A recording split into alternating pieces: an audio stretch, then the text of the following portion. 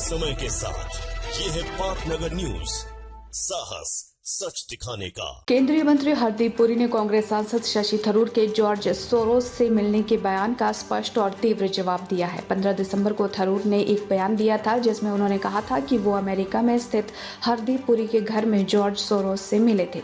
थरूर के इस बयान पर हरदीप पुरी ने शुक्रवार को सोशल मीडिया पर अपनी प्रतिक्रिया दी और कहा, मैं उस समय भारत में राजदूत था, जबकि शशि थरूर यूपीए सरकार में विदेश राज्य मंत्री थे।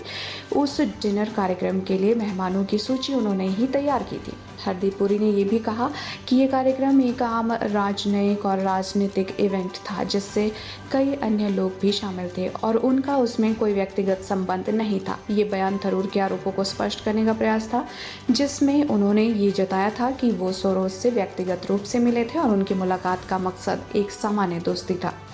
वो विवाद तब बढ़ गया जब 8 दिसंबर को भाजपा ने गांधी परिवार पर गंभीर आरोप लगाए थे, जिसमें कहा गया था कि उन्होंने जॉर्ज सोरोस के फाउंडेशन से फंड लिया है और भारत विरोधी योजनाओं में शामिल है। भाजपा ने यह भी आरोप लगाया कि सोरोस और कांग्रेस मिलकर भारत की अर्थव्यवस्था को कमजोर करने का प्रयास कर रहे हैं।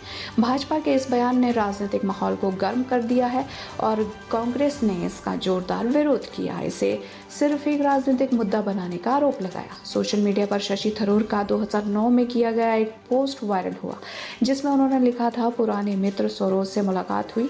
वो सिर्फ एक निवेशक नहीं बल्कि एक जागरूक और चिंतित नागरिक हैं जो दुनिया की भलाई के लिए काम कर रहे हैं। इस पोस्ट ने राजनीतिक हलकों में भी सवाल खड़े कर दिए हैं। कुछ लोगों का कहना है कि ये पोस्ट सोरोस के साथ थरूर के संबंधों को और गहरा करने का संकेत दे रहा है, जबकि कुछ इसे एक सामान्य मित्रता की अभिव्यक्ति मान रहे हैं।